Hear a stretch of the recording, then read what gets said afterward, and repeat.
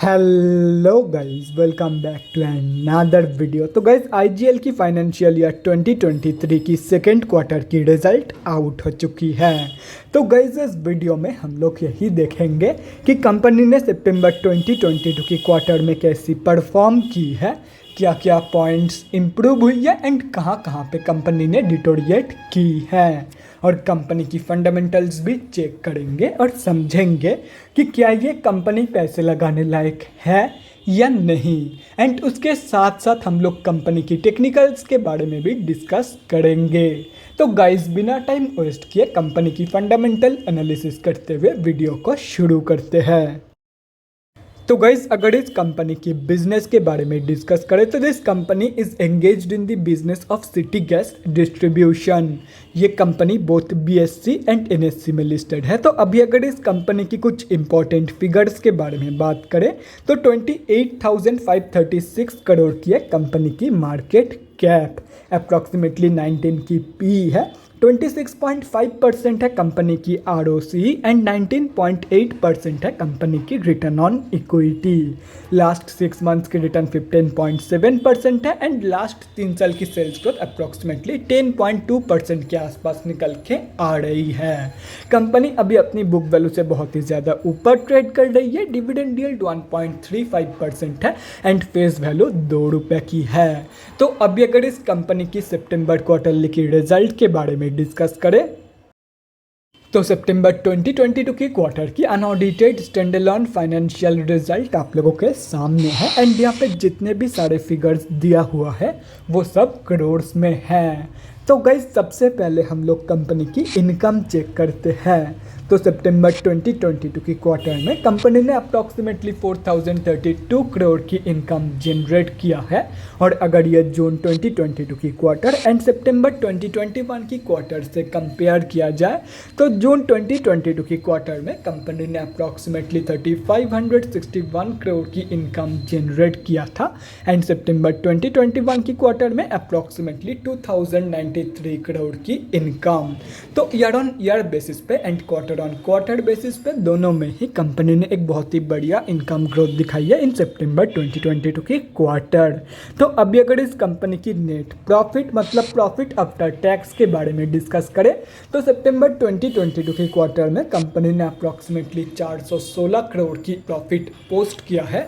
जून 2022 की क्वार्टर में कंपनी ने अप्रॉक्सीमेटली 421 करोड़ की प्रॉफिट पोस्ट किया था एंड सितंबर 2021 की क्वार्टर में अप्रॉक्सीमेटली 401 करोड़ की प्रॉफिट।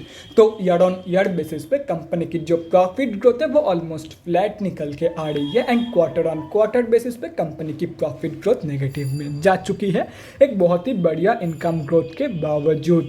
एंड ये सिर्फ और सिर्फ कंपनी की हाई एक्सपेंसेस की वजह से हुआ है, जैसे कि यहाँ पे आप लोग देख सकते हो।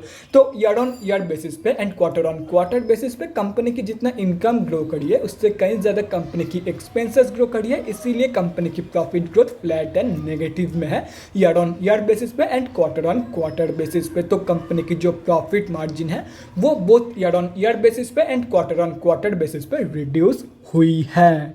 और रही बात कंपनी की ईपीएस की मतलब अर्निंग्स पर शेयर की, तो जो कंपनी की ईपीएस की ग्रोथ है वो भी कंपनी की प्रॉफिट ग्रोथ की तरह ही है, मतलब ईयर ऑन ईयर बेसिस की ग्रोथ फ्लैट है and quarter on quarter basis पे ये ग्रोथ कंपनी की नेगेटिव में जा चुकी है। तो अगर ओवरऑल देखा जाए तो सितंबर 2022 की क्वार्टर में कंपनी ने सिर्फ और सिर्फ 2 जगह पे ही बहुत ही अच्छी तरीके से इंप्रूवमेंट दिखाई है एंड वो है ईयर ऑन ईयर बेसिस की and quarter on quarter basis की इनकम। बाकी हर एक जगह पे कंपनी ने फ्लैट या तो फिर नेगेटिव ग्रोथ ही दिखाई है एंड स्पेशली कंपनी की जो प्रॉफिट मार्जिन है वो बहुत ही ज़्यादा रिड्यूस हुई है on both year on year basis and quarter on quarter basis. तो ओवरऑल जो रिजल्ट है सितंबर क्वार्टर की वो slightly on the weaker side पे ही निकल के आ रही है।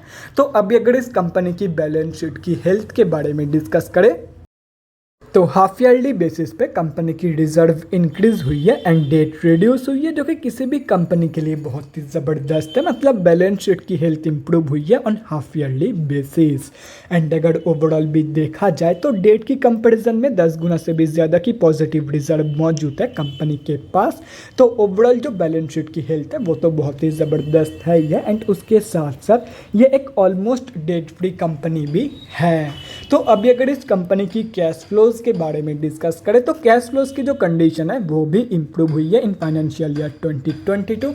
FY 2021 में कंपनी के पास नेगेटिव 577 करोड़ की कैश फ्लोज मौजूद थी, जो कि अभी इम्प्रूव होकर नेगेटिव 15 करोड़ की हो चुकी है। लेकिन अभी भी अगर देखा जाए तो अभी भी कंपनी के पास नेगेटिव में ही कैश फ्लोज मौजूद है। तो ओवरऑल कैश फ्लोज की जो कंडीशन है वो वीक ही निकल के आ रही है, अनलाइक बैलेंस शीट की हेल्थ। और रही बात कंपनी की शेयर होल्डिंग पैटर्न की, तो गाइस सितंबर क्वार्टरली की शेयर होल्डिंग पैटर्न आप लोगों के सामने है। तो सितंबर की क्वार्टर में सिर्फ और सिर्फ प्रमोटर्स की ही होल्डिंग अनचेंज्ड है, बाकी FIIs, DIIs एंड गवर्नमेंट तीनों ने ही बाइंग करी है in September quarter end end of the quarter public से माल उठाया गया है। तो गाइस अभी कंक्लूजन पे आते हैं कि क्या आप लोगों को इस कंपनी में पैसा लगाना चाहिए या नहीं।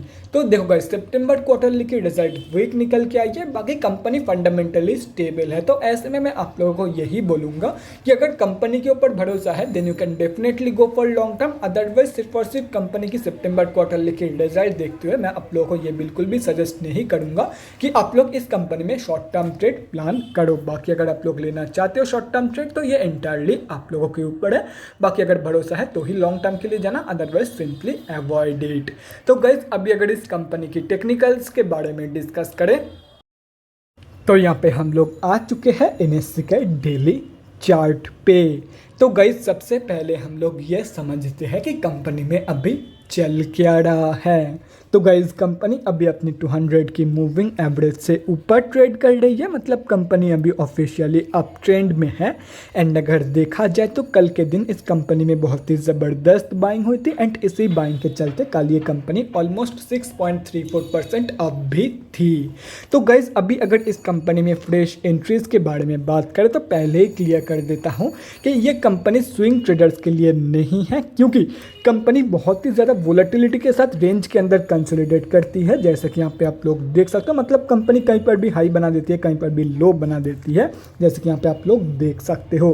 बाकी इंपॉर्टेंट लेवल्स आप लोगों के सामने तो दिया हुआ है, अगर आप लोग खुद के रिस्क पे स्विंग ट्रेड लेना चाहते हो तो लेवल्स आप लोगों के सामने हैं। लेकिन मैं बिल्कुल भी सजेस्ट नहीं करूँगा कि आप लोग ऐसे किसी स्टॉक में स्विंग ट्रेड प्लान करो जो स्टॉक बहुत ही ज़्यादा वोलाटाइल रहती है। और रही बात short term and long term investors की, तो देखो गाइस कंपनी अभी अपनी 200 की मूविंग एवरेज से ऊपर तो चली गई है, लेकिन हो सकता है कि कंपनी 439 रुपीज़ की ये जो लेवल है, ये जो रेजिस्टेंस है, यहाँ से रिजेक्शन फेस करके नीचे गिर जाए। एंड अगर ये कंपनी ऐसे रिजेक्शन फेस करती है तो जहाँ से कंपनी सपोर्ट लेगी, जैसे कि कंपनी ने लास्ट बार यहाँ से सपोर्ट लिया था, तो आप लोग ऐसे वेट करो कि कब कंपनी रिजेक्शन फेस करके, रिजेक्शन फेस करने के बाद जहाँ से कंपनी सपोर्ट लेगी वहाँ पे आप लोग short term and long term के लिए फ्रेश एंट्री प्लान कर सकते हो। और अगर कंपनी ऐसे रिजेक्शन ना फेस करते हुए ऊपर चली जाती है तो सिंपली कंपनी जब 439 रुपीज़ के ऊपर क्लोजिंग करेगी प्रॉपर्ली ऑन डेली बेसिस, उसके बाद ही इस कंपनी में फ्रेश एंट्री प्लान करना, चाहे वो शॉर्ट टर्म के लिए हो या तो फिर लॉन्ग टर्म के लिए।